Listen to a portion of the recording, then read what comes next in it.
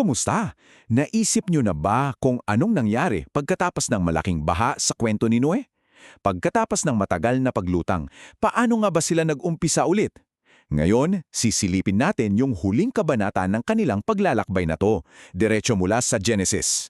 Ito yung kwento ng mahabang paghihintay, ng isang maliit na mensahero na nagdala ng pag-asa at ng isang pangako na bumago sa mundo mapagkailanman.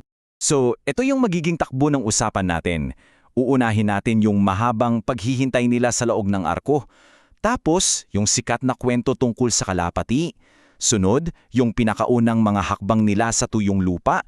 At sa huli, yung napakahalagang pangako para sa buong mundo. Grabe, di ba? Itong isang linya na to, dito nagbago ang lahat.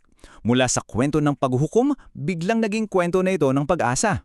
Dito na natin mararamdaman na, okay, malapit nang matapos ang paghihirap nila. Okay, simulan natin sa unang bahagi. Ito, tungkol to sa pasensya. Grabe yung pasensya at tiyaga na kinailangan ni Noe at ng buong pamilya niya. Alam nyo, hindi ito parang magic na biglang nawala yung tubig.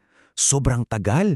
Isipin mo, tumila yung ulan, pero 150 days pa bago nagsimulang bumaba yung tubig. Tapos umabot pa ng 10 buwan bago nila nakita yung mga tuktok ng bundok. Isang pagsubok talaga to sa pasensya, kung saan bawat buwan, unti-unti lang yung pagbabago. So pagkatapos ng napakatagal na paghihintay, dito na tayo sa ikalawang yugto. Hindi na lang sila basta nag-aantay, aktibo na silang naghahanap ng pag-asa. Subukan nating ilagay ang sarili natin sa sitwasyon ni Noe. Halos 1 taon kang nakakulong sa arko. Paano mo malalaman kung okay nang lumabas? Kung ligtas na ba talaga? Hindi lang to basta kwento, di ba? Isa tong problema ang kailangan niyang solusyonan. So paano niya nalaman? Hindi siya basta sumilip lang sa bintana. May method siya. Nag-eksperimento siya kumbaga. Unang sinubukan, yung uwak. Pabalik-balik lang so alam niyang may tubig pa. Sumunod yung kalapati. Hindi lang 1 beses kundi 3 beses pa. Napakamaingat, di ba? Para lang masiguro safe na para sa pamilya niya. At eto na. Eto yung turning point. Yung pangalawang paglipad ng kalapati. Bumalik, eto na may dalang sariwang dahon ng ulibo.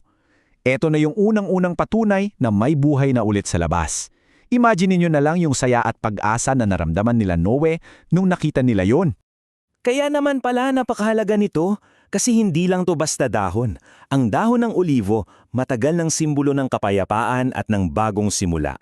Eksakto yung kailangan nilang makita matapos ang isang malawakang trahedya. At yung simbolong yan, hanggang ngayon, gamit pa rin natin.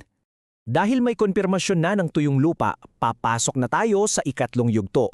Ito na yung simula ng panibagong kabanata para sa mga tao at hayop. 601 taong gulang. Grabe ano? Binibigyan tayo ng numerong to ng ideya kung gaano kahaba yung naging buhay ni Noe. Itong buong karanasan sa baha, isang malaking chapter lang pala sa napakahabang buhay niya. At eto na, sa wakas dumating na yung utos na pinakahihintay nila. Eto na, yung official na go signal, tapos na ang mahabang paghihintay. Panahon na para lumabas at magsimulang muli. So ano ang una niyang ginawa pagkatapak sa tuyong lupa? Nag-explore ba agad? Hindi. Ang pinakauna niyang ginawa ay magtayo ng altar para magpasalamat. Pinapakita nito kung ano ang priority niya. At itong kilos ng pasasalamat na to, yan ang magdadala sa atin sa huling bahagi ng ating kwento. Dito na tayo sa grand finale. Ito yung kasukdulan ng buong kwento. Kasi yung pasasalamat na ipinakita ni Noe, sinagot ito ng isang napakalaking pangako, hindi lang para sa kanila, kundi para sa buong mundo. At ito yung puso ng pangako. Isang kasiguraduhan na hinding-hindi na maulit yung global na pagkawasak na yon. Ito yung bagong pundasyon ng relasyon sa pagitan ng Diyos, ng sangkatauhan at ng buong mundo. Pero alam nyo, hindi lang yan ang pangako. Hindi lang to simpleng hindi ko nagugunawin ng mundo. Mas malalim pa dyan, pangako ito ng katatagan, ng kaayusan, na yung mga regular na siklo ng kalikasan, yung pagtatanim at pag-aani, yung lamig at init, yung araw at gabi, lahat yan ay garantisadong magpapatuloy. Isang pangako na magiging maaasahan ang mundo. At dito namin kayo iiwan, isang tanong na pagnilayan. Itong sinaunang kwento tungkol sa isang sakuna sa kalikasan at pangako ng katatagan, ano kaya ang ibig sabihin nito para sa atin ngayon? Sa panahong hinaharap natin ang sarili nating mga hamon tulad ng climate change.